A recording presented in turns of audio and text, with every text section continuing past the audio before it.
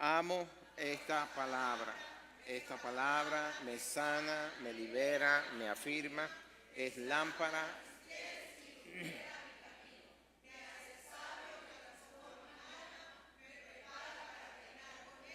Amo esta palabra. Muy bien, pueden sentarse.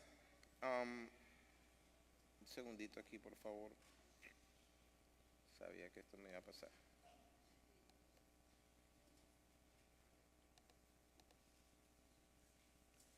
Ya un segundito, déjeme ajustar esto porque...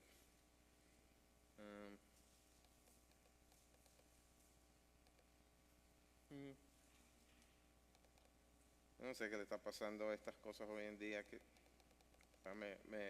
me sabotean. Yo mismo me saboteo con esto. Ok, muy bien, estamos listos. ¿Ustedes están listos también? Bueno, esa pregunta es una pregunta que se está haciendo en todo el mes de agosto, la han estado haciendo aquí en todos los cultos que se están dando en Fraser. Y se le está haciendo a cada uno de los miembros de esta casa de adoración llamada Fraser Iglesia Metodista Libre. ¿Okay? Acuérdense que somos Iglesia Metodista Libre. Y es que durante todo este mes de agosto estamos realizando la campaña de mayordomía llamada En sus Pasos y que tiene que ver con esta tarjeta que se les entregó. Bueno, venía en un sobre, ¿verdad? Esta tarjeta que se les entregó. Se les entregó el primer domingo de agosto y se les pidió que por favor estuvieran orando sobre lo que estaba allí mientras nosotros íbamos dando las enseñanzas que tenían que ver con eso y la trajeran. Hoy es el último domingo, ¿ok?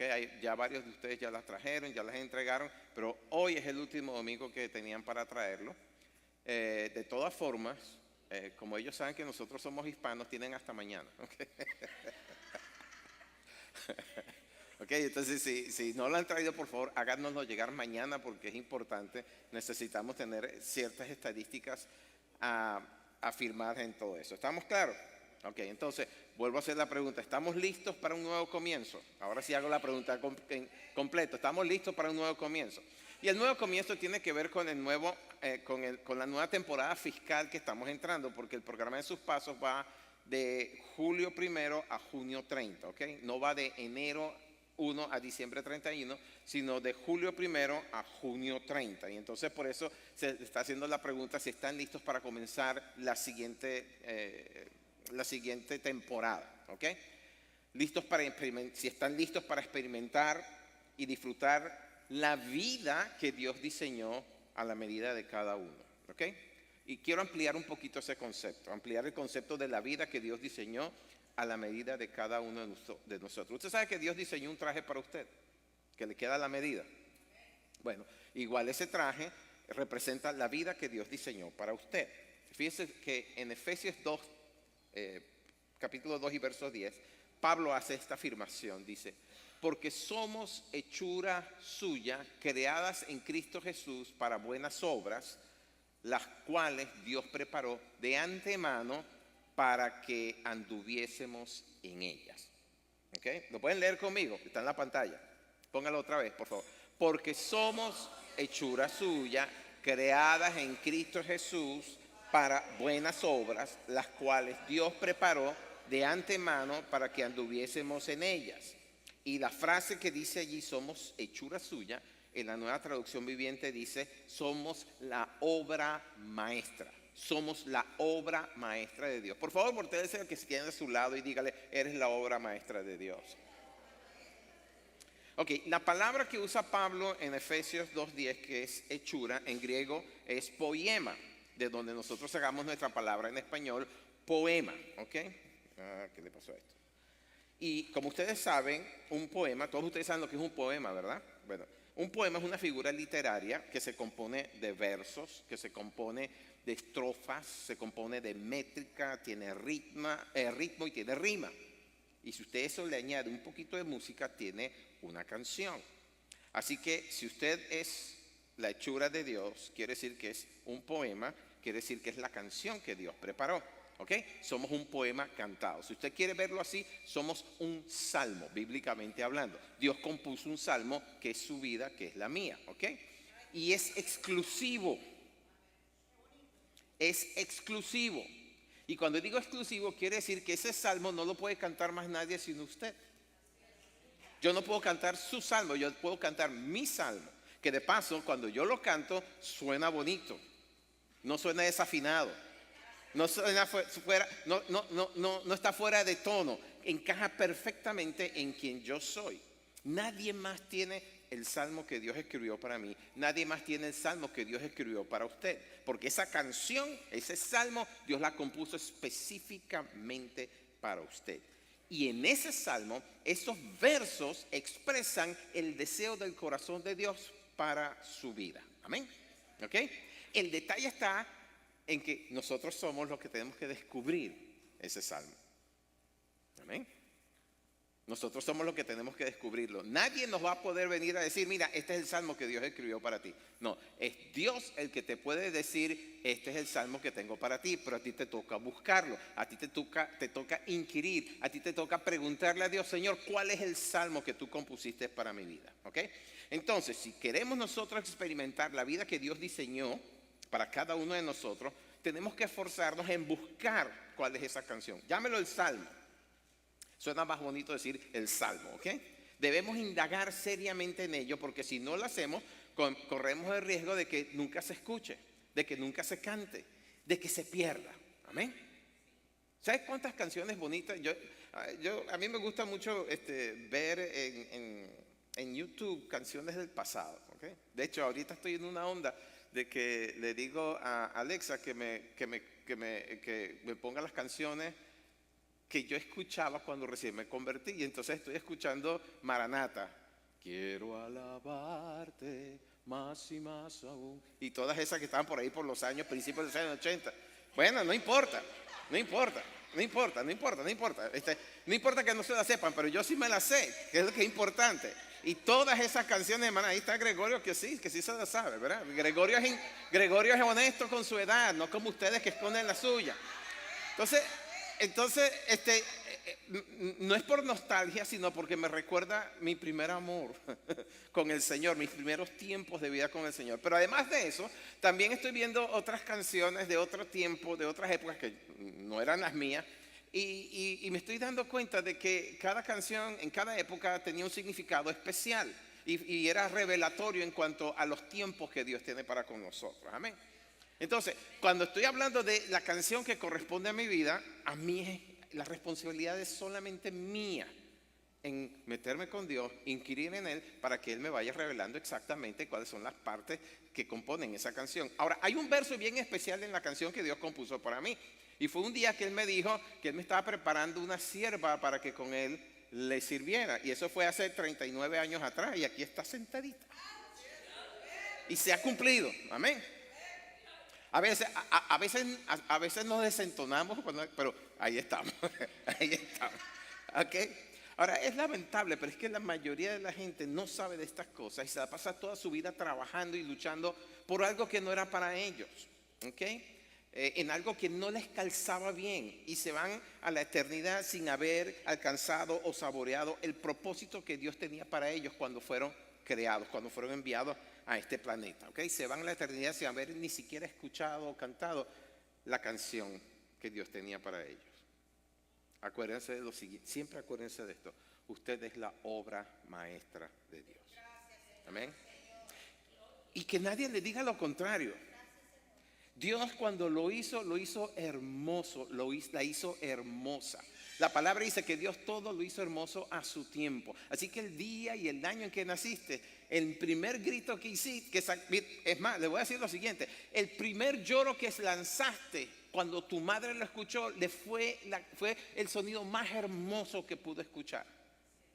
Cuando nacieron mis hijos yo no podía estar en la sala de parto. Pero yo sé que ustedes padres que estuvieron en la sala de parto, cuando escucharon a su hijo o a su hija llorar por primera vez, les tocó el corazón. Porque el sonido es hermoso, amén. Entonces, como obra maestra tenemos un diseño que nos acompaña. Un diseño que abarca, que incluye, que contempla, que engloba, si lo quieren poner así, el día y la hora en la cual nacimos, los padres que nos fueron asignados, el lugar donde nacimos y crecimos, el momento inclusive en donde nosotros aceptamos su gracia salvadora y el lugar donde iniciamos nuestra carrera. Y también el lugar y el momento cuando terminaremos nuestra carrera de fe en el Señor. Amén. Y si lo puedes entender así, también contempla hasta el más mínimo detalle que tú te puedas imaginar en tu vida. ¿Cuál ha sido el problema? Que no buscamos el plan. No lo buscamos, sencillamente nos dejamos llevar. Nos dejamos llevar por la vida, por las circunstancias de la vida. A veces luchamos contra las circunstancias de la vida y nos imponemos porque sentimos como algo que nos jala hacia otro lado. Pero la mayoría de las veces dejamos que la vida sea la que nos arrastre y entonces vamos por la vida arrastrándonos a lo que nos impone la vida y no lo que Dios tenía en mente. Siempre me acuerdo, yo era gerente en una tarjeta de crédito, era uno de los gerentes y había un vicepresidente de ventas que se había graduado de médico, pero estaba trabajando en una tarjeta de crédito como un gerente, como un vicepresidente de ventas. Yo decía, pero ¿cómo es eso? Tú pasaste todos esos años estudiando medicina. Y yo, sí, pero es que no era lo mío, lo hice por complacer a mi papá. Wow. Lo de él era otra cosa. Tenía ese título de médico ahí colgado, pero no ejercía porque lo de él era otra cosa, no calzaba. Y muchas veces, y muchos de nosotros andamos así por la vida. Somos unas estrellas tratando de encajar en un círculo y las puntas no nos entran porque no, son muy chiquitas, ¿no? ¿Verdad? Somos un triángulo tal vez tratando de caber en un cuadrado y no somos. ¿Por qué? Porque no sabemos, no hemos descubierto el lugar que Dios tiene para nosotros, ¿ok? Y obviamente, como no entendíamos porque no conocíamos al Señor, lo menos que buscamos fue cuál era su plan y su propósito para nuestra vida. Pero al momento de conocerlo, al momento de tener ese encuentro con nuestro Señor y nuestro Mesías, comenzamos a tener una relación con Él. Y en medio de esa relación, cuando empezamos a profundizar, cuando empezamos a conocerlo, entramos en esa santa relación, empezamos a hacer ciertas preguntas que nos fueron encarrilando. Amén. No importa si es tarde o si es temprano, lo importante es que Dios está dispuesto a revelarte cuál es el plan que Él tiene para ti. ¿Ok? Lo importante de eso es que cuando ya tú entras en el camino de Dios, cuando tú ya conoces al Señor, empiezas a obtener otra perspectiva de la vida. ¿Sí o no? Hello, ¿alguien me está escuchando? Bueno, voy a hablar por mí mismo. Yo iba corriendo en una dirección, me encuentro con el Señor y de repente se me abrió otra perspectiva de vida. Y yo que quería ser millonario, haciendo negocios y siendo un gran ejecutivo bancario, de repente me desvié y terminé siendo un embajador de Cristo. Otra perspectiva completamente distinta de vida.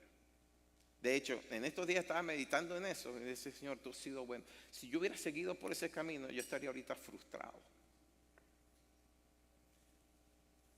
Pero tú corregiste mis pasos. Claro, yo tuve que tomar la decisión de decirle, Señor, endereza mis pasos, dirígeme hacia donde tú quieras. Y poco a poco me fue llevando a donde Él quería, ¿ok? Adquirí otra perspectiva de vida. ¿Cuál perspectiva? Bueno, la eterna. La perspectiva eterna, porque las perspectivas de Dios siempre son eternas y su plan y su propósito para con nosotros son eternos. En otras palabras, no se terminan aquí, continúan en la eternidad. ¿Me estás escuchando? Entonces, ahora, si ustedes que me están escuchando, y yo sé que ustedes son gente pensante, dígame, ¿no es mejor saber por lo menos una buena parte de cuál es su plan y su propósito desde ahora? Para irnos preparando para la eternidad. De hecho, esta vida es una preparación para la otra. ¿Sí o no? ¿Ok? Entonces, la perspectiva eterna es muy importante. De paso, es la perspectiva correcta, porque muchos de nosotros llegamos con distintas perspectivas de vida. Y muchas de esas perspectivas son completamente erradas. Ahora, cuando uno dice perspectiva y la junta con la palabra eterna, en cierta forma nos abruma porque sencillamente no alcanzamos a entender todo lo que abarca esa perspectiva. ¿Ok? Y si antes estábamos en el aire, ahora que les estoy diciendo, no, esto no concluye aquí, sino que transcurre a través de toda la eternidad. Nos estrellamos con ello porque ¿cómo se come eso? Si no llegamos a entender siquiera cómo es la eternidad, ¿cómo vamos a entender de perspectiva eterna? O sea, que Dios tiene una perspectiva de mí para toda la eternidad. La respuesta es sí. Dios tiene una perspectiva eterna de lo que va a ser tu vida ahora y en la eternidad. Ahora, quiero comenzar por decirles que Tener la perspectiva correcta es una de las armas más importantes que podemos tener en nuestro arsenal espiritual. ¿Por qué? Porque la vida te distrae en muchas cosas. De hecho, la vida te engaña, te confunde. Tú quieres ir por aquí, pero es por allá, porque es que por aquí es muy atractivo. Por eso es que el Señor dijo, hey, vayan por el camino estrecho. No vayan por el ancho, que es atractivo, lleno de luces, que conduce a la perdición. Vayan por el detalle, es que no lo vemos, ¿no? No lo entendemos, ¿ok? Entonces es un arma poderosa, porque si tú sabes cuál es la perspectiva que Dios tiene acerca de ti, una perspectiva que plasmó en ese salmo que es tu vida, ya tú sabes que no, Dios no me quiere por allá, me quiere por aquí. Amén. Ahora, si usted busca la palabra perspectiva en el diccionario, va a ver que es una palabra que es usada en las artes, ¿ok? Y perspectiva es una técnica que utilizan sobre todo los que pintan, los que dibujan, para presentar en un plano de 2 dimensiones. Usted sabe que un papel o un lienzo es ¿cómo se llama? Es un plano de 2 dimensiones, ¿no? Nada más es lo que usted ve ahí, no tiene profundidad, no tiene alturas, anchuras, sino que es plano. Bueno, la perspectiva es una técnica que utilizan estos artistas para, en un plano de 2 dimensiones, crear una tercera dimensión o crear una ilusión óptica que le da profundidad y volumen a algo que uno dibuja. En estos días, varias veces he visto en uno de esos reels que presentan por ahí, que aparecen en Facebook y aparecen en YouTube, gente que dibuja en la acera, dibujan unas escaleras, dibujan unas cosas que pareciera que son de 3 dimensiones. Y son tan impactantes la ilusión óptica que hasta un perro que viene corriendo se para, porque él piensa que aquí hay una bajada o hay un lago, y el perro se para ahí y sigue, y lo que es un dibujo, pero está dibujado con una perspectiva de 3 dimensiones que engaña, ¿ok? Engaña. Entonces, ahí es donde comienza nuestro problema, porque cuando hablamos de las cosas del espíritu, estamos hablando de una dimensión superior a 3 dimensiones. Hello. ¿Me están siguiendo? Si la cosa es difícil con un plano de 2 dimensiones, ¿cómo será con un plano de más de 4? O de más de 3, por decirlo así. Yo no sé cuántas dimensiones hay en la eternidad. Yo eso no lo sé, no he llegado allá todavía. Solamente los que ya están del otro lado del cielo saben si hay 4, 5, 6, 10. Yo no sé, yo de esas cosas no sé. Okay. Sí sé que ahorita los científicos están hablando de multiuniversos, ¿ok? Y cosas por el estilo, pero yo de eso no sé. Solamente sé que cuando estamos hablando de las cosas del espíritu, estamos hablando de una dimensión superior a esto que nosotros vemos y que es lo que llamamos lo natural, ¿ok?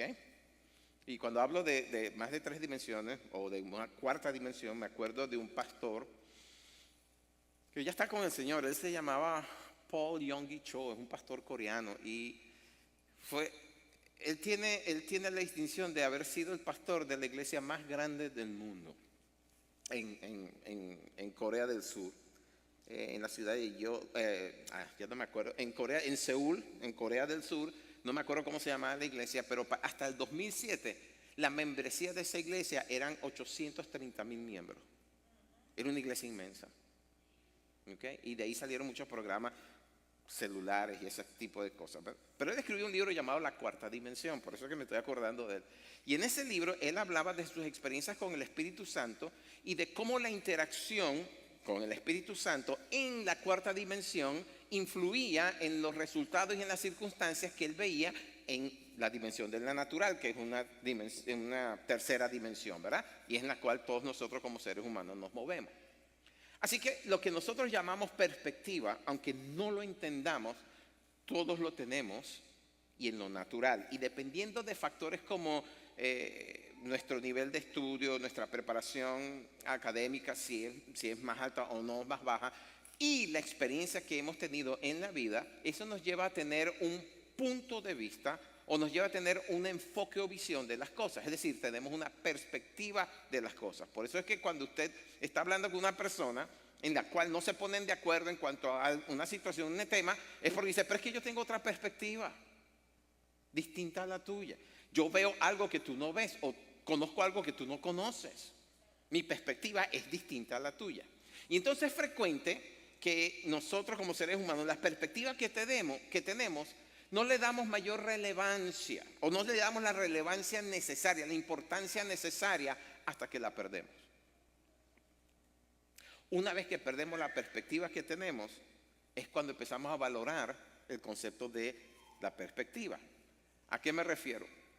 Al hecho de que la perspectiva es lo que te marca el norte de tu vida. Y estoy hablando extrabíblico en este momento, pero la perspectiva que tú tienes en la vida es lo que te marca el norte.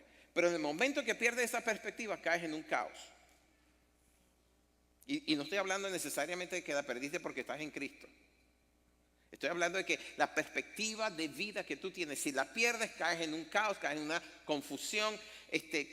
Y entonces es cuando te das cuenta de que la perspectiva que tenías no era la correcta o no tenía la firmeza suficiente, porque caes en una desolación total.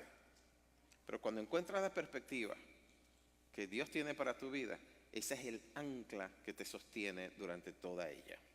Amén. La perspectiva divina, la perspectiva que Dios tiene para ti. Ahora, hay un artículo que escribió una profesora de Harvard, la Universidad de Harvard, una de esas universidades aquí en Estados Unidos muy prestigiosa. Ella se llama Sarah Newman y ella escribió algo que supuestamente nos ayuda a entender el poder que tiene la perspectiva. Y por favor tengan presente que estamos hablando de la perspectiva humana, ¿ok? No la divina. Ahora, aclaro también, la perspectiva divina siempre es la correcta, ¿ok? Síganme en la lectura, está en la pantalla, ¿ok? La perspectiva es como percibimos a las personas, situaciones, ideas, etc. Está alimentada por nuestra experiencia personal, que es lo que la hace tan única. La perspectiva da forma a nuestra vida al afectar nuestras decisiones. Pero en el momento en que nuestras mentes se sumergen en la preocupación, la perspectiva sale por la ventana. Olvidamos nuestros triunfos, dejamos de ser optimistas cuando el miedo toma el volante y el miedo da lugar a los sentimientos negativos, inseguridad, crítica, actitudes defensivas, el abandono, la desesperación, la soledad, el resentimiento, la agresividad, etcétera, etcétera. Estos sentimientos nublan nuestra mente y consumen nuestros pensamientos. Las cosas pequeñas parecen ser mucho más grandes y graves de lo que son. El estrés aumenta. Todo lo que hemos logrado en la vida, las lecciones que hemos aprendido, las dificultades que hemos superado y las formas en que hemos crecido, no se toman en cuenta cuando se pierde la perspectiva. ¿Se están dando cuenta de lo importante que es la perspectiva? Sobre todo la divina, porque uno puede decir, oye, es verdad, mi perspectiva era la errada en lo natural, ¿no? Es cierto, mi perspectiva era la errada, pero bueno, tengo que corregir esto, aquello. Pero cuando te encuentras con la perspectiva divina, tienes que aferrarte a ella, porque si la pierdes, ahí es verdad que te sumerges en una confusión total. Amén. No hay una sola persona en todo el planeta Tierra, a excepción de nuestro Señor Jesucristo, que no haya pasado por la experiencia de haber perdido en algún momento su perspectiva de vida. Hay gente que en un momento dado caen en confusión porque perdieron la perspectiva hasta que los vuelven a centrar en ella. Y cuando los vuelven a centrar, se estabilizan otra vez, ¿sí?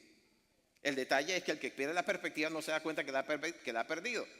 Pero la gente que lo rodea así, se dan cuenta, lo que pasa es que perdió su norte. ¿Ok?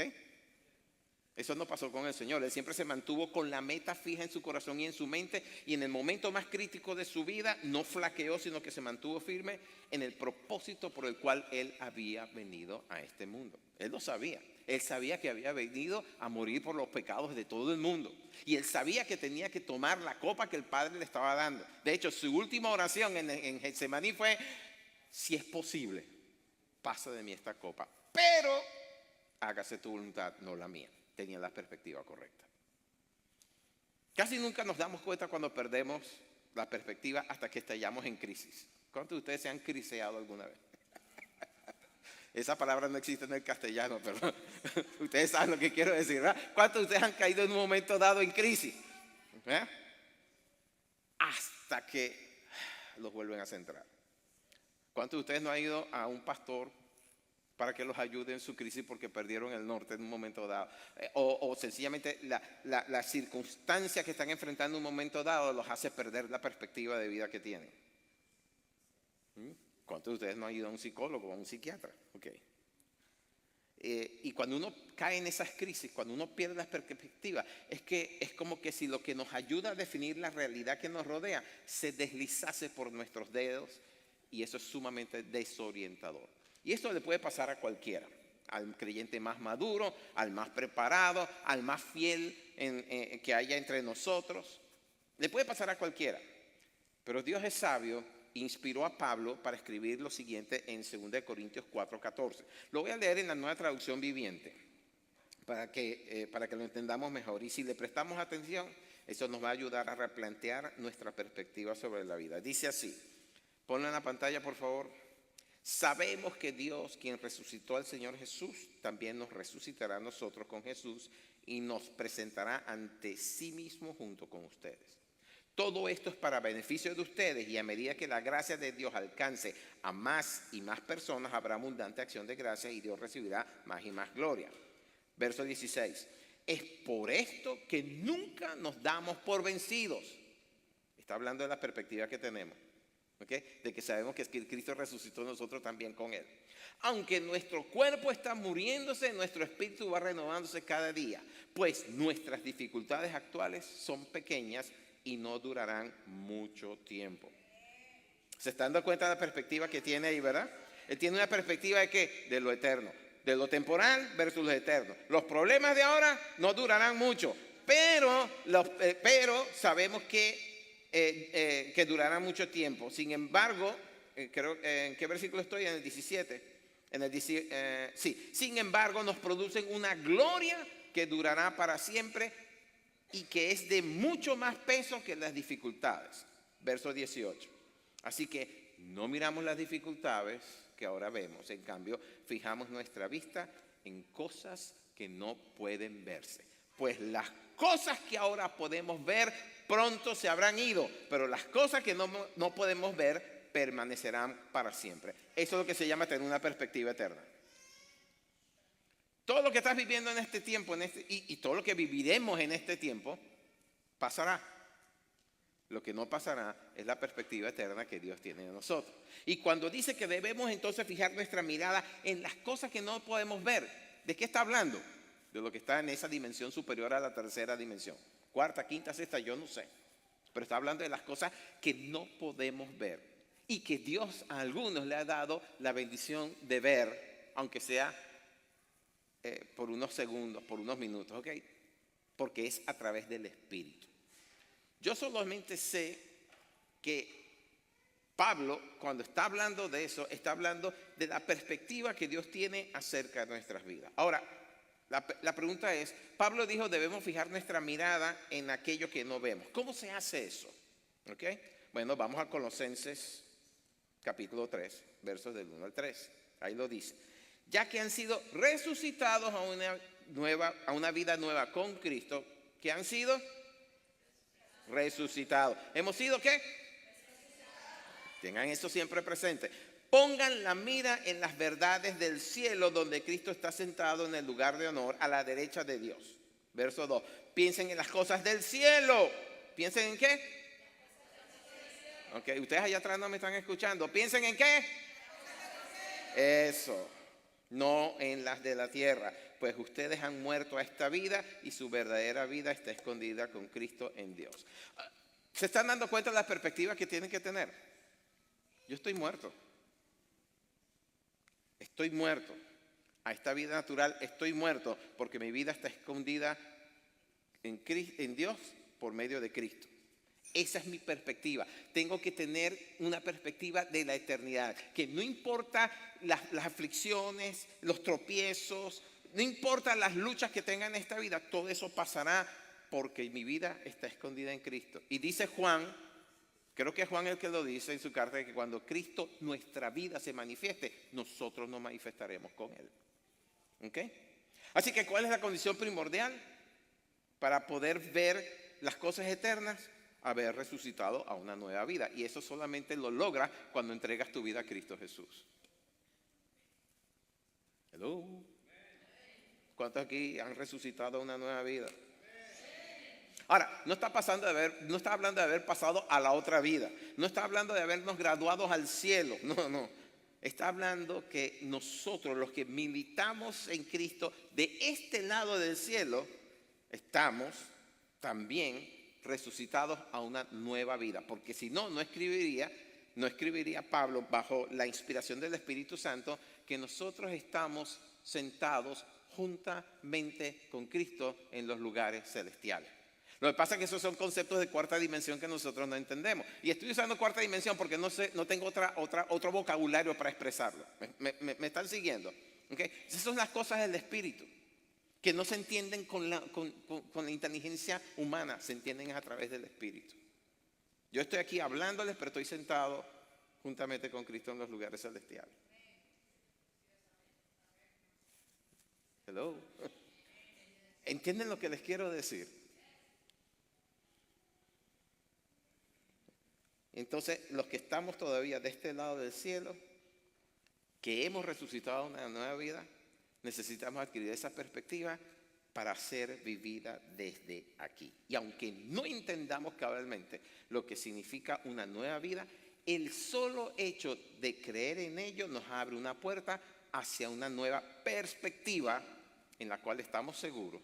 Y esto lo escribe también Pablo en Romanos 8, que ni la muerte, ni la vida, ni ángeles, ni principados, ni potestades, ni lo presente, ni lo porvenir, ni lo alto, ni lo profundo, ni ninguna otra cosa creada nos podrá separar del amor de Dios que es en Cristo Jesús, nuestro Señor.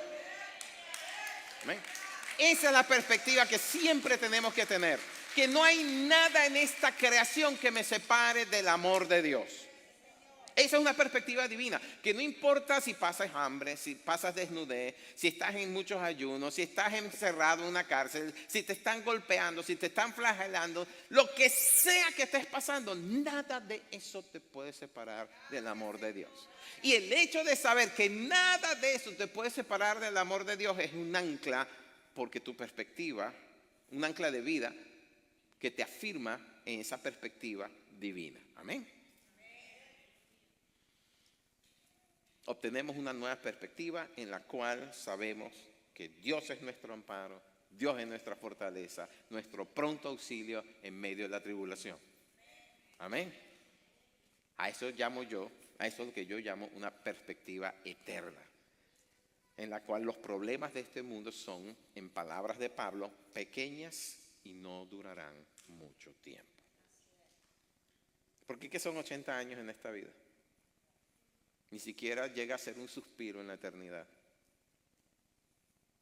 Así de grande es la eternidad, yo no lo sé dimensionar, pero... Y hermanos, entiendan esto, que por mucho que los problemas o aflicciones que enfrentamos parezcan ser del tamaño de una montaña, nunca se compararán con la gloria venidera que en nosotros ha de manifestarse. Eso forma parte de la perspectiva que tienes que tener, amén, la perspectiva eterna. Ahora, ¿cómo hacemos para adquirir esa perspectiva celestial que nos ayuda a mantenernos firmes en la fe? ¿Cómo crecemos en las perspectivas que Dios tiene en nosotros? Bueno, en las enseñanzas que les he estado dando en este mes, en esta serie, les he compartido ya 2 de 4 valores o columnas que estamos manejando aquí en esta casa de adoración y que nos ayudan a mantener una perspectiva estable de las cosas del reino. Amén. Acuérdense que nosotros siempre hemos dicho, la mayoría de ustedes que están aquí nos han escuchado desde siempre, que somos gente de reino. ¿Ok? Somos gente de reino. Y en el reino no hace falta un pasaporte, ni un green card, ni un social. Somos gente de reino. No importa dónde estemos, somos gente de reino. Y entonces, aquí en esta casa de adoración les hemos estado compartiendo 4 valores o 4 columnas que nos ayudan a mantener la perspectiva, una perspectiva estable en las cosas del reino. Que más que perspectivas, son son conceptos que debemos aprender a manejar y sobre los cuales podemos expandir nuestra propia perspectiva celestial y participar también, como escribió Pablo en Efesios 2:10, de las buenas obras, las cuales Dios preparó de antemano para que anduviésemos en ella. ¿Ok? Y quiero enfatizar que no son las obras para salvación, no, son las obras para que los que ya son salvos participen de. ¿Sí? ¿Amén? Porque nosotros no somos salvos por las obras, somos salvos ¿por qué? Porque creímos, por la fe. Hemos creído en el anuncio, hemos creído en el mensaje, hemos creído que Jesucristo, el unigénito Hijo de Dios, se hizo hombre y vino a este mundo a morir por los pecados del mundo, no a condenarnos. Amén. Y creemos que murió y resucitó, porque si no hubiese resucitado, ahí se muere la fe. El punto es que resucitó. Amén. Entonces, eso está claro, ¿verdad? Ok.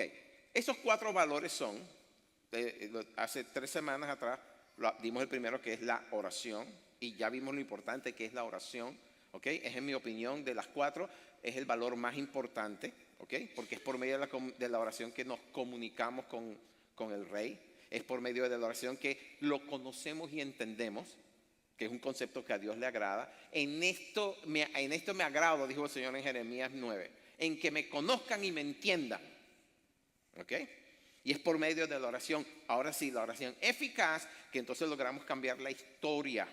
Porque las oraciones, dijo George Otis Jr., un concepto que dio en un libro, no me acuerdo el título del libro, pero él dijo que la historia pertenece a los intercesores. Porque es por medio de la oración intercesora, ¿ok? Y la oración intercesora, sobre todo cuando es revelada y dirigida por el Espíritu Santo, la cual cambia la historia. No lo hizo con Abraham, no lo hizo con Moisés. ¿Cuántas veces Dios no quiso barrer a Israel por su rebelión y por la intercesión de Moisés? Dios dijo, está bien, no lo voy a hacer, cambio de opinión.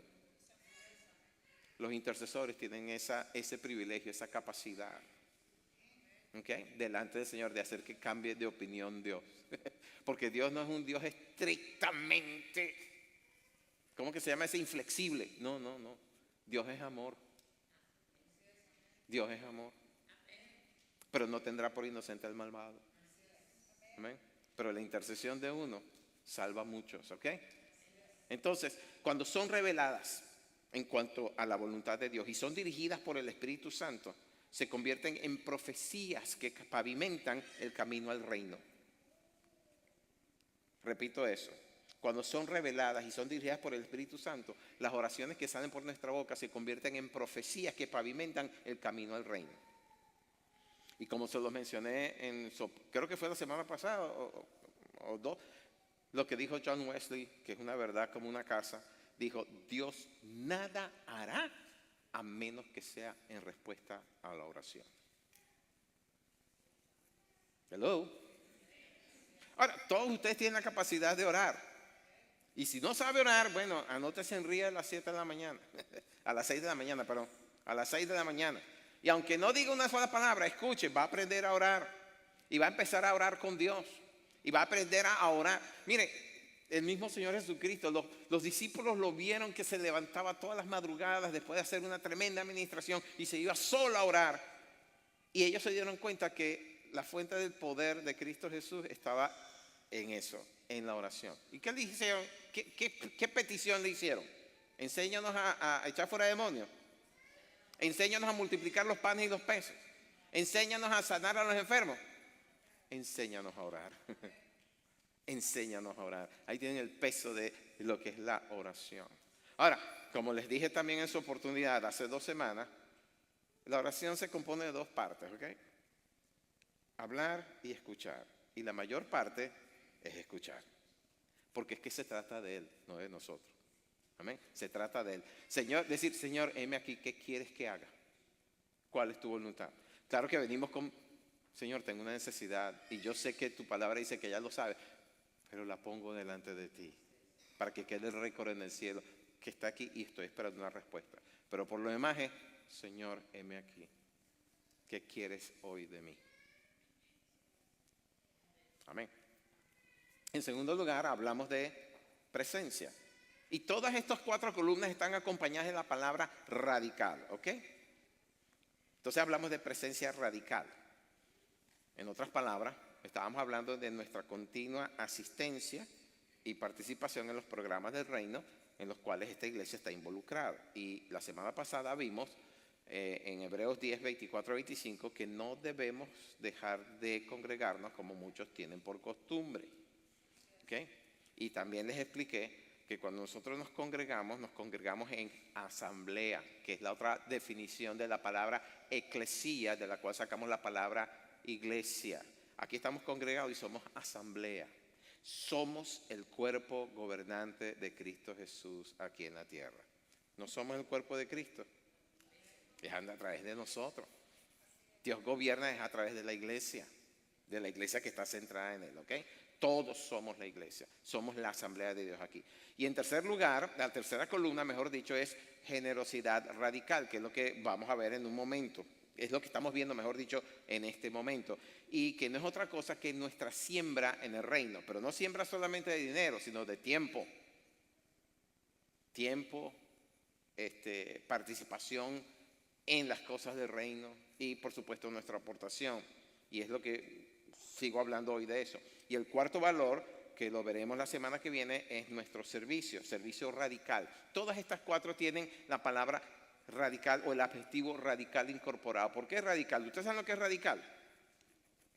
Si usted busca la palabra radical en el diccionario, habla de una persona cuya actitud o enfoque no admite términos medios. En Venezuela le decimos medias tintas.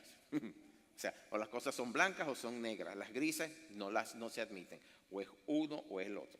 Obviamente que la palabra radical, con todos estos actos de terrorismo, tiene una connotación sumamente negativa. Son personas que son extremistas, pues están en un extremo del otro, ¿verdad?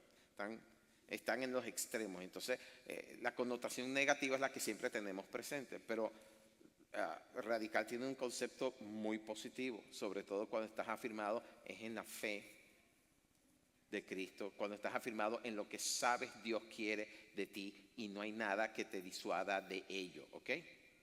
Los primeros discípulos fueron radicales en su fe con el Señor, hasta el punto inclusive de perder la vida, porque eran radicales en su fe. Así que ser radical no siempre fue una canción, no siempre fue un concepto negativo. Estoy pensando en, quiero ser un radical, Marco Witt. Señor, hazme un radical. Okay. No siempre fue negativo, no siempre fue un concepto negativo. Ahorita tiene un peso, porque es lo que la gente está enfocándose, pues de estos radicales, estos terroristas radicales y tal. Bueno, pero hay gente que no es terrorista, pero es radical porque son obtusos, son ciegos, están solamente en una sola vía y es una vía que no es buena. Pero cuando tú eres radical en lo que Dios te dijo y en lo que Dios te llamó a hacer, oye, va bien, ¿ok? Entonces, cuando hablamos de sembrar en el reino, que es lo que tiene que ver generosidad radical, estamos hablando de las finanzas del reino, obviamente. Y sé que esto es un tema controversial y créanme que me costó mucho preparar esto. Por eso es que le estoy hablando de otra perspectiva, porque el dinero, la gente cuando le hablamos de dinero, tiene una sola perspectiva. Sobre todo cuando estamos hablando de dinero en los periodos de la iglesia. Yo me acuerdo que hace 20 años atrás, cuando empezamos a hablar empezamos a pasar las cestas para que la gente trajera su ofrenda y esas cosas, había gente que decía, no, yo no voy a estar dándole dinero para que ese pastor se vista bien. Yo no voy a estar dando dinero para que se compre un traje nuevo todas las semanas. Y por eso fue que me quité el traje y la corbata. No, mentira. Okay. Yo no voy a enriquecer al pastor. No, es que tiene una perspectiva tan errada de lo que es eso. Completamente errado. Miren, cuando estamos hablando de dinero, estamos hablando de un potencial ídolo. ¿Ok? Un ídolo llamado Mamón. Mateo 6:24, lo voy a leer en la Biblia textual. No sé si está en la pantalla. Dice, ninguno puede servir a 2 señores, porque aborrecerá al uno y amará al otro, o se apegará al uno y menospreciará al otro. No podéis servir a Dios y a Mamón. Yo me acuerdo en una ocasión, yo no sé bueno, aquí la mayoría de ustedes no la conocen. Angélica Calvetti es la mamá de Daniel Calvetti, el salmista. En una ocasión ella estaba frustrada porque quería hacer cosas y no tenía en ese momento los recursos. Y ella dijo lo siguiente: yo no voy a permitir que el dinero me diga lo que puedo hacer o lo que no puedo hacer. El dinero no va a dictar lo que yo pueda hacer o no pueda hacer. O sea, se estaba revelando al concepto el concepto no, sino a la, ¿qué? No, se está refiriendo a la tiranía que el dinero ejerce sobre nuestras vidas. ¿Cuántos de ustedes no han puesto muchas cosas que desean ardientemente en su corazón? Porque no tienen el dinero. El dinero ejerce una tiranía sobre nosotros. Y el dinero se puede convertir en un ídolo si tú pones tu corazón solamente en ello. ¿Ok? Y más que un ídolo, que no, pues, ¿usted ha visto un dólar que camine por su propio? ¿O usted le ha hablado a un dólar y él le ha respondido? No, es un ídolo. No tiene vida, ¿verdad? No se mueve solo. Pero detrás de ese ídolo hay un gran demonio que se llama Mamón. Ahora, si usted busca en el diccionario, es curioso porque la palabra mamón en el diccionario, cualquier diccionario español, da lo que ustedes están pensando. ¿Ah? Da a entender lo que ustedes están pensando, que una persona que ha mamado en extremo. Sí, que en el caso de los niños que tienen 2 años pegados al pecho, por ejemplo, qué sé yo, una persona que ha pasado de más, pero mamón viene del griego riquezas, viene de la palabra mamona. Sí, está en la Biblia, no lo estoy inventando yo. ¿Okay? Es una palabra, como le dije, bien curiosa. Pero en el castellano, porque en el arameo, que es de donde viene, ¿okay? La palabra mamón es de riquezas, ¿okay? De abundancia de materiales y de recursos. ¿Okay? Cuando usted pone su corazón en eso, en tener mucha riqueza, en tener mucho dinero, en poder tener, en ser un hombre rico, está hablando de un potencial ídolo en su corazón. Sobre todo si le cuesta dar, si le cuesta soltar. ¿Ok? Entonces hay que tener mucho cuidado con eso. Y en la iglesia, ese ídolo se cuela bastante, ¿oyó? Ahora, ¿Dios habla de las finanzas? Sí, y bastante. De hecho, de las enseñanzas del Señor Jesús, la gran cantidad, la gran mayoría de las enseñanzas que dio el Señor Jesús tenía que ver con eso, con la riqueza, con el dinero. Pero no es un concepto nuevo testamentario solamente, es un concepto que viene del Antiguo Testamento. Por algo el Señor dijo: traigan los diezmos, den los diezmos. Porque si tú eres capaz de dar tus diezmos, eres capaz de desprenderte de algo que tal vez tú digas yo necesito para honrar a Dios con ello. Y al hacer eso estás reconociendo de que el dinero no es tu Dios, sino el Dios creador de los cielos y de la tierra, que te está pidiendo el 10% para probar tu fe, para probar tu fidelidad y para guardarte. Porque los diezmos tienen un concepto, por decirlo así, es como el seguro. Usted sabe que usted no puede manejar un carro aquí en Estados Unidos si no tiene un seguro, ¿verdad? Y lo mínimo que le piden como seguro, ese seguro, ¿cómo es que lo llaman? De responsabilidad civil, en donde si usted choca, bueno, nada más tiene que pagar la reparación del choque y no va más allá, ¿verdad? Ahora, hay otros seguros que son mucho más costosos y mucho más completos, que en lo que dicen, bueno, no solamente tienes que reparar el carro del otro, sino también te reparamos tu carro, y si la persona tuvo que ir al hospital, nosotros también respondemos por eso, o si te llevaste una casa por delante, le construimos la casa. Ese es otro tipo de seguro. Pero por lo menos el de responsabilidad, ¿cómo que se llama ese seguro en inglés? Se me olvidó el nombre. Liabilities, ok, es lo mínimo que te piden. Y es como eso, como un seguro. Bueno, el diezmo es como un seguro que Dios pone alrededor de ti. La diferencia está en que Dios te dice, dame el 10 y yo voy a asegurarte que el 90% te rinda más que el 100. Ese es el concepto del diezmo. ¿Sí? Cuando el Señor dice, trae todos los diezmos al alfolí y probadme. Oye, pero es que siendo Dios, Dios se pudo haber comportado como un tirano, ¿sí o no? Si no me traen el 10, se mueren. Eso sería tiranía. Pero Dios no dijo eso. Dios dijo, traigan el diezmo y pruébenme si no les abriré la ventana en los cielos y haré llover bendiciones sobre ustedes hasta que sobre y abunde. Fíjense que el concepto del diezmo no fue para alimentar a Dios. Dios no necesita de nuestro dinero.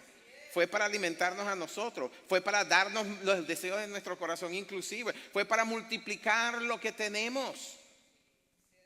Pero el diablo se ha encargado de decirle a unos cuantos que el diezmo no es para este tiempo. ¿Qué le hacemos? Está escrito. Hay una enseñanza tremenda en donde, bueno, no es una enseñanza per se, pero está en la palabra, en el Evangelio. Dice que el Señor un día estaba sentado donde estaban trayendo todas las ofrendas y los diezmos y estaba observando a la gente. Y para la época que el Señor Jesús estaba mirando eso, parece ser que los que tenían mucho hacían ostentación de ello, en el sentido que venían trayendo bolsas llenas de monedas y gente que venía celebrándoles, oh sí, se hacían sonar trompetas y demás porque él venía a traer sus diezmos y ponerlos en el tesoro, el cofre de los tesoros y esas cosas. Y el Señor dijo, de repente se aparece una viuda. Y usted tiene que entender que el concepto de viudez en aquel momento era una persona que no tenía respaldo económico de ningún tipo. A menos que su hijo o su hija casada con otro la aceptara en su casa, ser viuda era morirse de hambre en Israel. Pero esta viuda vino y trajo 2 moneditas y las tiró ahí en el tesoro. No, ahí no aparece, pero uno se imagina las cosas. Y me imagino que la gente la habrá mirado como con desprecio. Dice, mientras todos los demás venían con sus bolsas llenas de monedas y tal. Y el Señor dijo, esa viudita dio más que todos ellos.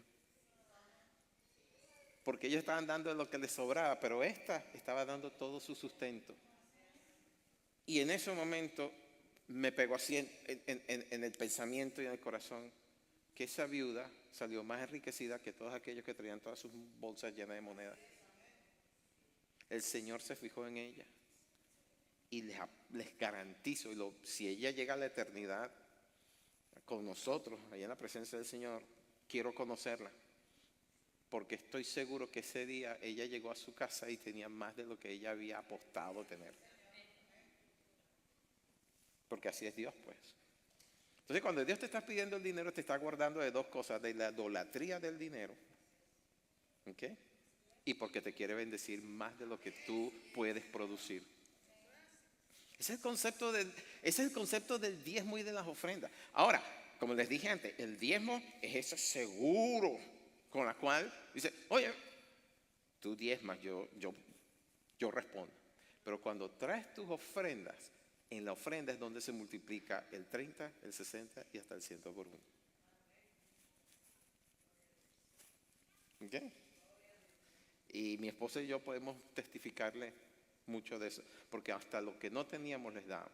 Nosotros hemos hablado, yo no sé si yo les he contado esto, pero nosotros, creo que sí, algunas sabrán, pero cuando nosotros estábamos en Valle de la Pascua en Venezuela trabajando como misioneros, no teníamos sueldo de ningún tipo.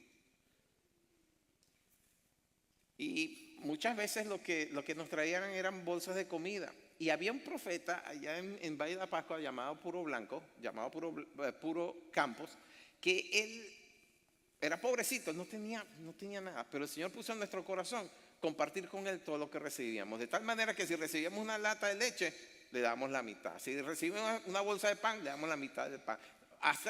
Lo que fuera que nos dieran, aceite, compartíamos con él la mitad. Si nos daban ofrenda en metálico, le dábamos a él una porción de ello. Nunca nos faltó nada en Valle de la Pascua. Hasta el punto de que un día estábamos saliendo para un campamento de ayuno y el día anterior, yo sentado comiendo arroz con lentejas y viendo el programa de Carlos Arguiñones, porque era lo único que había en la casa, y este hombre, este cocinero, estos chefs de esos, era español, está preparando tremenda comida. Y así era que yo comía viendo lo que él comía. Tú sabes, le digo, Tami, ¿qué quieres comer? ¿Qué es lo que se llama comida que queremos comer? Dice, ella dice, cualquier cosa. Digo, ¿no te provoca un pescadito con papa frita? Dice, está bueno. Digo, Señor, por favor, que nuestra próxima comida sea un pescado frito con papa. 6 de la mañana nos fuimos al campamento, estuvimos viernes, sábado, domingo regresamos. Domingo en la tarde, ya casi noche, nos tocan la puerta de la reja. Hermano Mario, hermano Mario. Digo, ¿quién será? No reconocía la voz y cuando me asomo era la vecina que estaba enfrente. Digo, sí, señor. ¿Qué fue? Yo le dice, no, mire, es que por aquí pasó Argelia, o la hermana Argelia, ella no me acuerdo cómo la dijo. Y les dejó esto, y me da un paquete así, todo envuelto en papel de ese cera, tal. Y cuando, muchas gracias, es que ustedes ya se habían ido cuando ella pasó por aquí. O sea, pasó el viernes en la mañana. Muchas gracias. Y lo tenían, lo tuve ahí en el freezer. Bueno, gracias. Cuando lo abro, un pescado de este tamaño. El Señor le dijo a la hermana Argelia, ándale y llévale un pescado a los Amán. Eso lo hemos vivido nosotros, por eso le podemos hablar con autoridad y testificarle que Dios es fiel. Amén. No teníamos vehículos, no teníamos transportación, caminábamos lo que ustedes no saben. Y el Señor, necesitamos un carro. Me dio un autobús de 65 puestos. Dios da mucho más abundantemente de lo que uno espera recibir. ¿Okay? Entonces, entiendo que cuando estoy hablando de dinero, estoy hablando de riqueza, no lo estoy diciendo porque lo necesito yo. Es que ustedes necesitan entender la perspectiva del reino en cuanto a lo que son las riquezas. ¿Ok? Así que lo que el Señor te está diciendo en ese versículo, en síntesis, es o eres esclavo del dinero o eres esclavo de Dios. Amén. Yo prefiero ser esclavo de Dios porque Dios es bueno y bueno, ¿verdad? Y aunque ustedes no lo crean, cuando hablamos de dinero estamos hablando de un término de batalla espiritual. Y es por eso que hay tanta controversia con el tema del dinero dentro de la iglesia. Ahora, el problema no es el dinero. El dinero no es malo. El dinero no es el malo de la película. Es el amor al dinero. 1 Timoteo 6, por favor, ponlo en la pantalla. Nueva traducción viviente. Pues el amor al dinero, ¿qué dice? El amor al dinero es la raíz de toda clase de mal. Y algunas personas en su intenso deseo por el dinero se han desviado de la fe verdadera y se han causado muchas heridas dolorosas. Escúcheme bien, ¿cuántas familias son las que se han odiado a muerte por causa del dinero? ¿Sabes cuántos cuentos me llegan? Bueno, cuentos no, situaciones que yo oigo de familias que no se hablan porque la herencia que dejó fulano, el papá y yo no sé qué más, o que el dinero gente que crecieron juntas, gente que son del mismo padre y madre y se están peleados entre ellos por asuntos de dinero. Hermanos en la misma congregación que no se hablan porque le prestaron un dinero y no se lo pudieron pagar a tiempo y los están odiando porque no lo pagan. Se parecen justamente a la parábola que dio el Señor del hombre que debía $20 y que debía, 20 millones de dólares. Estoy tratando de traducir, ¿verdad? Para darles una idea. Debía como 20 millones de dólares y no tenía dónde sacarlos y el rey lo iba a meter en preso y le pidió misericordia. El rey le dijo, está bien, chico, no importa, déjalo, si tú no vas a poder pagar eso, yo te perdono toda esa deuda. Y cuando salió, al que le debía $20 lo agarró por el pecho y lo metió preso. Cuando se enteró el rey, ¿qué hizo? Agarró a este y lo metió preso y dijo, hasta que no pagues el último centavo de esos 20 millones, de ahí no sale. Porque tuve misericordia contigo y tú no lo tuviste con el otro. Así hay gente. ¿Ok? ¿Cuántos pueblos son los que sufren de hambre por la codicia de unos pocos?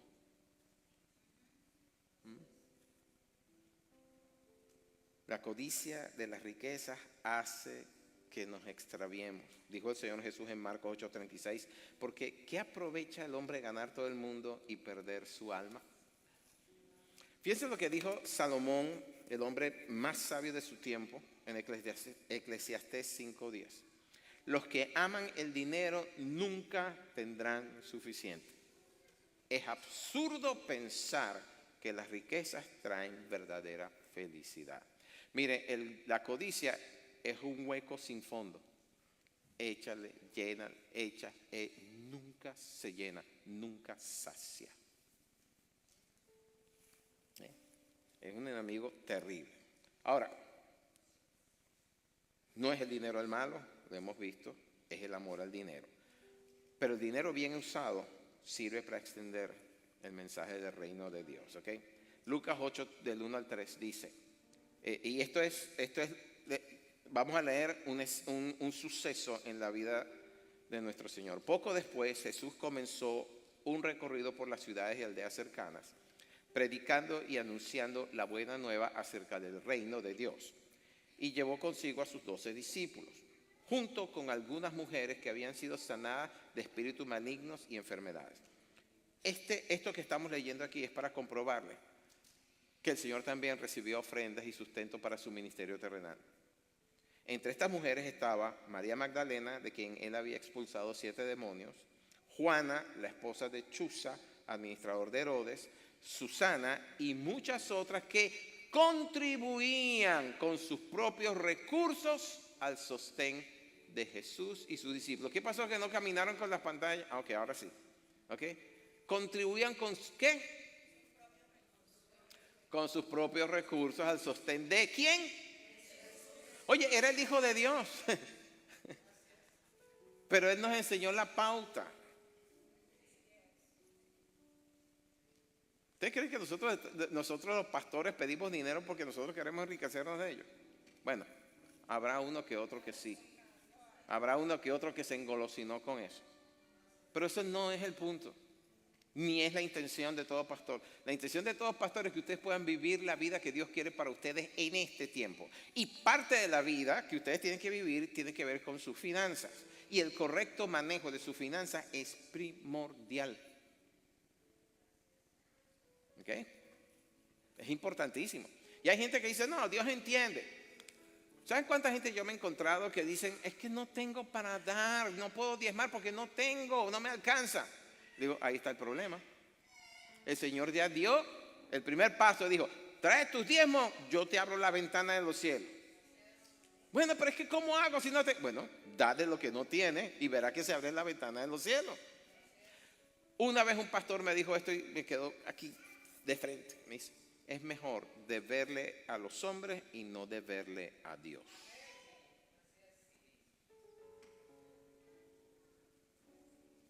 ¿Me escucharon? Aquí está mi hermano Gadiel.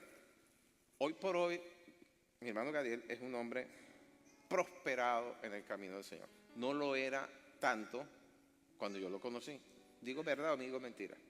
Es verdad, ¿verdad?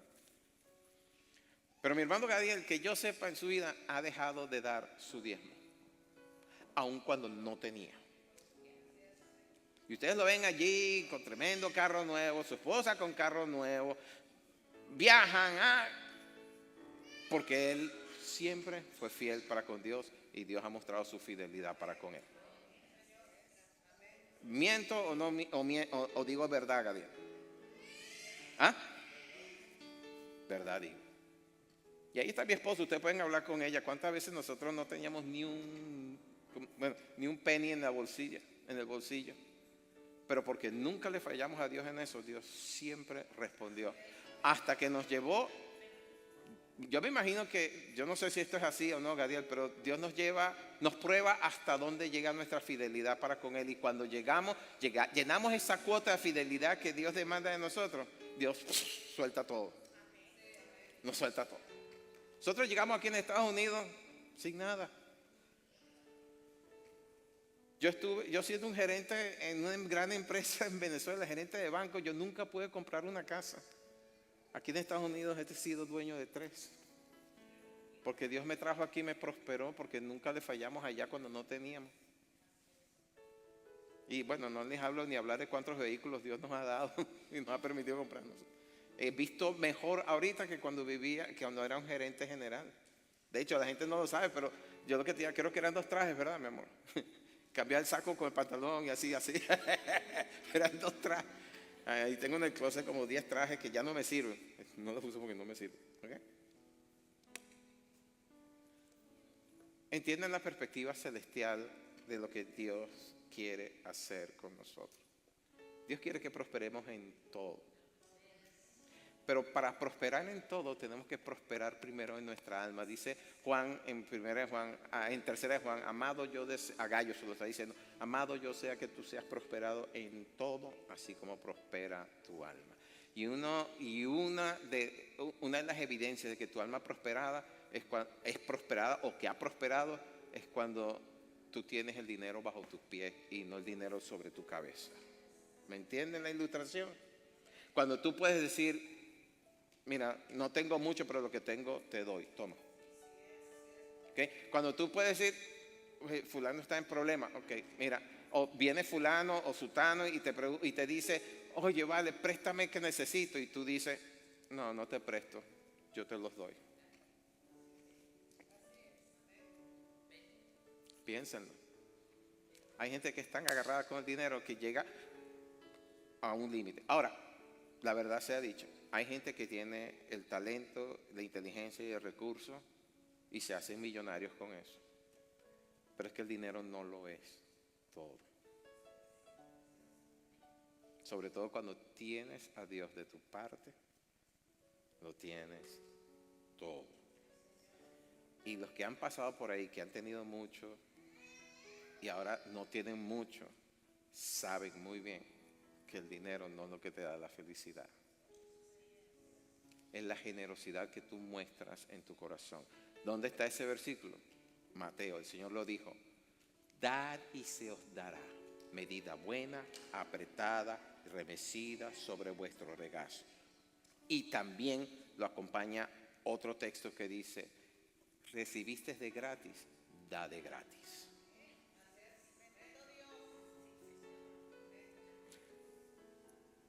En esta tarjeta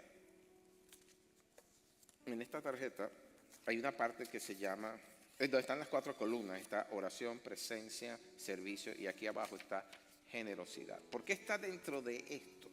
Bueno, es para ayudarte a entender que todo lo que tú siembras en el reino es multiplicado. Miren, no hay banco que pague lo que paga sembrar en el reino.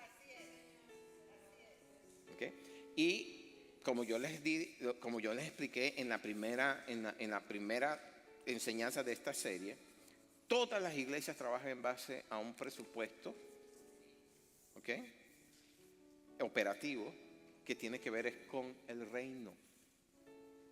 Como iglesia tenemos una visión, extender el reino. ¿Cómo se hace eso si estamos muertos de hambre? ¿Cómo se hace? ¿Ustedes creen que todas estas cosas aquí, la comodidad que tenemos de estar aquí con un buen aire acondicionado, aunque muchos digan que es muy frío? Porque siempre hay los que están inconformes, ¿verdad? Que hace mucho frío y otros que está caliente. Bueno, pero el hecho de que tenemos un techo, un lugar donde congregarnos, aunque lo usen otras personas de tanto en tanto, el hecho de que tenemos todos estos equipos que están aquí, todas estas cosas, esas sillas que ustedes están sentados, que ya están viejitas, ¿verdad? Y deberíamos preguntar si podemos renovarlas, pero que no es necesario. Todo eso viene en base a su generosidad. Y les voy a decir lo siguiente, nuestro presupuesto no es ni siquiera el 20% de lo que se recibe, porque todo lo demás se sustenta en misioneros en distintas partes del mundo, no solamente aquí en Estados Unidos.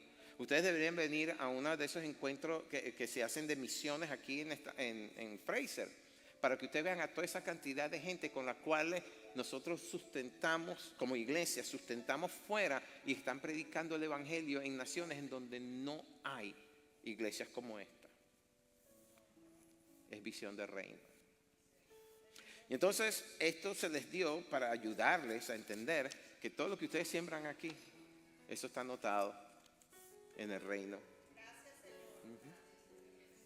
Eso está anotado en el balance del reino, en la cuenta T. ¿Cómo que le llaman la cuenta T?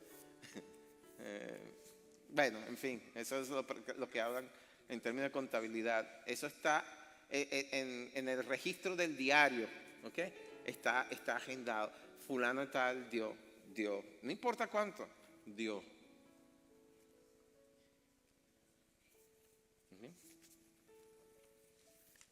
Y Dios se fija en esas pequeñas cosas.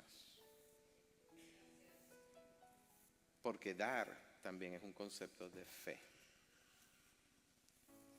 Como les acabo de comprobar, estas mujeres daban de sus recursos para el ministerio del Señor Jesús. Y eso lo estableció Dios desde hace mucho tiempo. Usted puede ir y lea Levíticos 8, Éxodo 25, lea el libro de Esdras, capítulos 1 y 6, y verá que Dios le decía a Israel que diera para que mantuviese el templo y apoyara el sacerdocio. Amén. Eso era parte del plan, sigue siendo parte del plan de Dios. No para enriquecer a nadie, ¿ok?, sino para prosperar a su pueblo. El concepto de dar es un concepto que Dios estableció entre su iglesia para prosperar a su pueblo. Cierto, siempre tendremos a los pobres con nosotros, lo dijo el Señor Jesucristo. Siempre habrá desigualdades sociales porque vivimos en un mundo que es injusto. ¿Eh? Pero conforme a tu fe te sea hecho. Amén. Eso es un concepto bíblico. Si le puedes creer a Dios para tu sustento diario, Dios lo único que te pide es: créeme, pruébame. Que el Dios Todopoderoso te diga: pruébame en esto para que tú veas que soy veraz. Trae tus diezmos, yo abriré las ventanas de los cielos sobre tu vida. Y te puedo decir que llegará el momento en que das más del 10% porque sabes que Dios es fiel. No lo digo por ostentación, pero mi esposa y yo damos más del 10, mucho más del 10. Y damos cosas que nadie tiene récord de eso porque no es para que lo sepa nadie. Nos ponemos de pie. Como les dije, este es un tema muy controversial, pero también es un tema muy importante. Fíjense que es tan importante que Satanás, estando el Señor ayunando 40 días, le ofreció todos los reinos del mundo si lo adoraba. Entonces, ¿cuántos testimonios he escuchado yo de gente que han sido confrontados con eso? De que si se postraban delante de las tinieblas, les iban a dar el deseo de su corazón. Y muchos lo han tenido: fama, riqueza, fortuna, pero no dura nada porque el diablo nunca da de gratis, siempre cobra. Pero cuando Dios da con las manos abiertas. Padre, gracias. Sabiendo que este es un tema tan controversial, pero que es también tan importante que tu pueblo entienda los principios que hay detrás de el dar.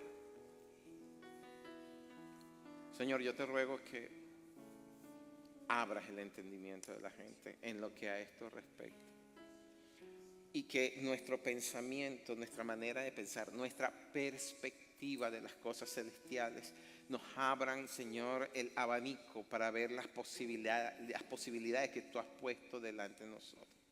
De tal manera, Señor, te ruego que tú nos des la perspectiva del cielo, es decir, que podamos ver las cosas de arriba hacia abajo, para que podamos entender con mayor amplitud todos los designios que tú has hecho para nuestra vida.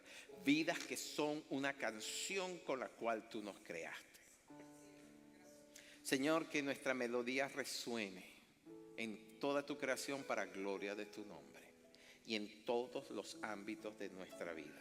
Eso incluye la espiritual, la emocional, nuestro cuerpo físico y también nuestras finanzas. En el nombre de Cristo Jesús. Y el pueblo dijo: amén. Y amén.